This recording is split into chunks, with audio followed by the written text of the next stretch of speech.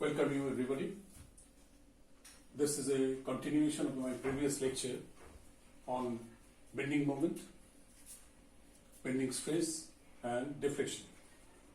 It is a special case, particularly this problem deals with bending moment and bending, pure bending.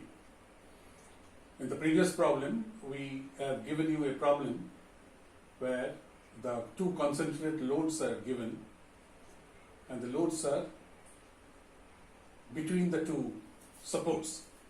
Now here the case is different. Here it is a simple supported beam with an overhanging. The loads are, two concentrated loads are overhung, each at a distance A from the support.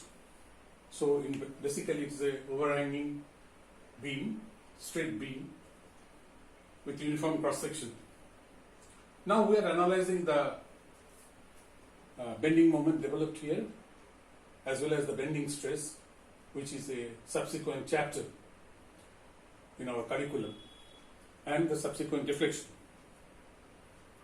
So here the bending moment we have straightway calculated here, though in the background we had to find out the shear stress, shear force diagram, because with the basis of the shear force diagram we have developed the bending moment. In the last class we have told you how to draw a bending moment curve in the shear force diagram. Here also it is the shear force is downward that side, left hand side is downward, and it is a uniform up to A, then upwards, shear force upward, and after that there is no shear force. Again, if you go that, this is a downward and it's an upward shear force. So this is a two negative shear forces. So this is a left hand side moving down, it's the negative part, and this is a positive shear force. This is coming and this going. So I have not drawn the shear force, but what we developed it from this, since there is no shear force in between the two supports.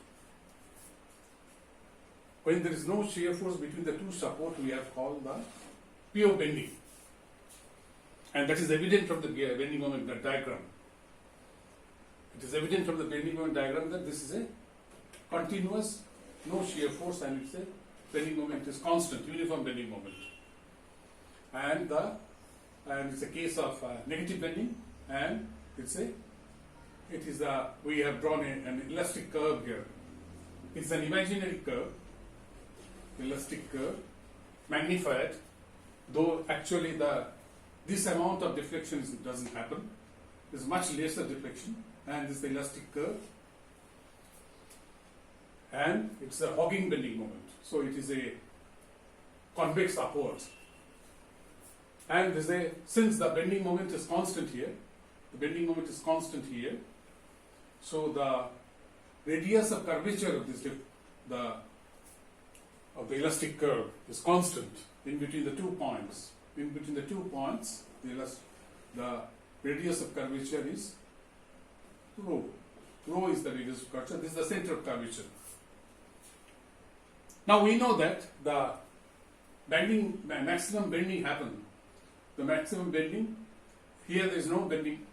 Here the bending moment is PA calculated. This is the maximum bending moment. The beam is subjected to, and it's a negative bending moment. The maximum bending you have written it here, PA. So from the formula of bending stress, sigma, the bending stress developed in the beam is equal to M by I into Y. Y is the distance from the neutral axis. This is the curve, and this is the neutral axis is drawn as a dotted line between the neutral axis, and the elastic curve is nothing but the curve of the neutral axis. And the upper layer being stretched, so it is a tensile force, tensile stress. The lower is the compressed, so it's a compressive stress in between. So anyway, the bending stress developed since it's an uniform section, or the section is like that. Say the form of section will be rectangular, maybe round, maybe T, maybe U. So the bending stress developed here is a Y. Y is the distance. This is the distance, highest point from this neutral axis. This is the maximum bending of the upper layer, and the minimum is the lower layer. So if it is a compressive, if it is a tensile, it is a compressive. The values will be the magnitude of the values are same. So the maximum bending moment is PA. This bending stress developed from the bending moment equation is my by I, and m by I by y, we convert it, we call the section modulus. M by z is the section modulus. So we call the maximum bending moment. Bending stress developed from this equation is maximum bending moment by section modulus. Here the maximum bending moment is value of this maximum moment is PA. And this EI we call the flexural rigidity of the member. Flexural rigidity of the E is the Young's modulus, I is the moment of inertia about the neutral axis. So thus we have this equation, the equation is this, and the bending moment equation E by rho, rho is the radius of curvature, m is the bending moment, I is the moment of inertia. So 1 by rho is equal to m by EI. 1 by rho is called the curvature of the beam. So the curvature of the curvature of the line, elastic line. And elastic line is nothing but the formation of the neutral axis, the curve developed by the neutral axis due to this nature of loading. So 1 by rho, it is this is a for any curve from differential calculus. We find the curvature can be calculated from the point of differential calculus. Is 1 by rho is the curvature. Rho is the radius of curvature. 1 by is the curvature is double derivative of the y. Y is nothing but the equation of the elastic line, or we call the deflection line of deflection. Y square y by dx square. 1 plus dy dx whole square to the power 3 by 2. So this is the general expression for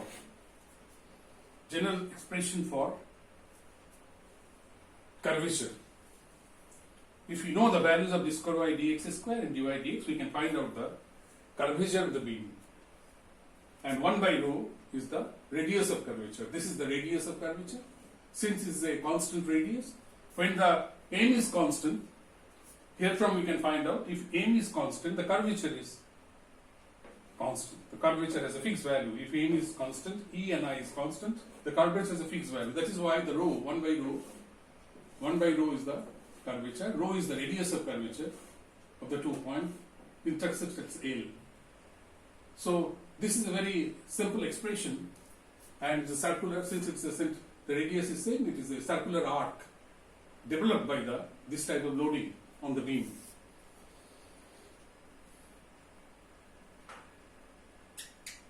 But this deflection doesn't happen if the bending moment varies.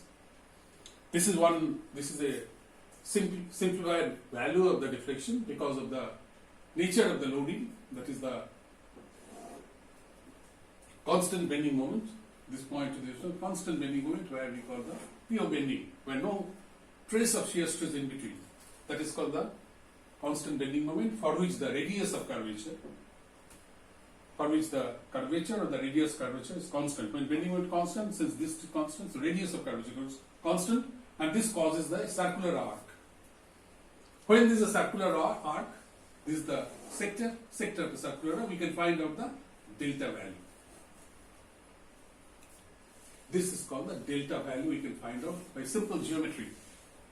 Delta is the deflection upper point to the center of the beam, upper point to the center of the beam when beam is not deflected. Before deflection, the position of the beam is like that. After deflection, the position is like this. So this is the deflection, that is the maximum deflection caused due to this type of loading in this beam. Now we can calculate from simple geometry the deflection delta. This is the rho. This delta is nothing but rho minus rho sine theta. Rho minus rho cos theta, not sin theta. Rho minus this distance, this is the rho, the radius of curvature, and this distance is rho, this is a rho cos theta. Rho minus rho cos theta is the value of deflection. Mind that the theta is very small. Theta is not a very big amount. Theta is very small.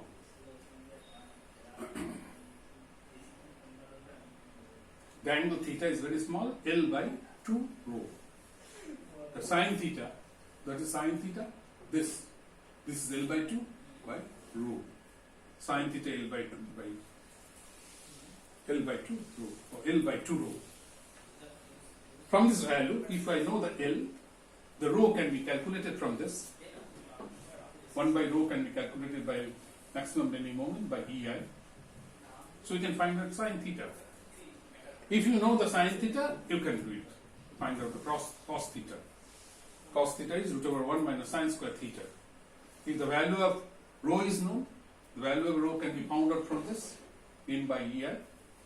We can find out the delta. So delta is very small amount deflection, and this is the easiest way of finding out the deflection, provided the beam is subjected to period bending between this point of support, between the 2 points of support, and this is overhanging condition. In our previous problem, we have dealt with that the 2 supports at the end and P is here. It is just the reverse. In our previous problem, the same type of loading was there, only the supports are at the end and the P are there. That is also a case of pure bending. So here this is a negative bending moment because it's a hogging, and here the support is there and loading is there, this will be sagging. There's a positive bend. So difference between is like that. So here upper layer is having the upper layer, or the upper layer of this is under tensile stress because this is stretched. The lower layer is the compressive stress. But mind that one thing is very important. The beam, when beam is like that, when this beam is placed like that, always the section, the height should be always bigger than the width of this. Say for example, I can show you the beam like that. It's a hooded beam. For the same mass, the section modulus, this is called the section modulus Z, I by Y, very important. Suppose the same beam, I can load this way as well as this way. I always like to keep like this way because to reduce more resistance to bending. If the section modulus is like that, the section modulus for this type of loading is this. The section modulus is this. The section modulus is this. There are 2 variability in the section modulus. Here height is less, width is more. Here height is more, width is less. For the same mass of the beam, if the height is more, the section modulus is more, which causes the beam to resist more, tendency to resist more, or tendency to resist deflection. So the bending stress will be always lesser than the allowable bending stress for failure. This is one of the findings for this outcome of this problem. And the section modulus for different, we use different type of sections like rectangular section, round, T, U, trapezoid, all types of sections. And we are in the textbook also, in the last chapter of the book, we find out that these values, the standard values of section modulus for different sections is given there. But in the exam, we have to find out the moment of inertia. Nobody will give it, or in the question paper, normally it isn't given. It is not given there in the question paper. We have to find it out by our own calculation. If we know that I, if I know the I, if I know the E, if I know the I of the material, section E, and the bending moment is known, so we can find out the bending stress, or we know the Z. Y, I by Y is the Z, section modulus. Y is the distance from the neutral axis. This is the neutral axis. And the distance, highest distance from the neutral axis causes the highest bending stress. This is the neutral axis. So this distance is Y. Higher the Y, more the bending stresses. So the bending stress normally increases from neutral axis. Here the bending stress is 0. From compressive to tensile or tensile to compressive, this is the point where the bending stress is 0. If you go above this neutral point, the bending stress will increase. Depending on the elastic line, whether it is a sagging or hogging, the nature of the stresses will vary.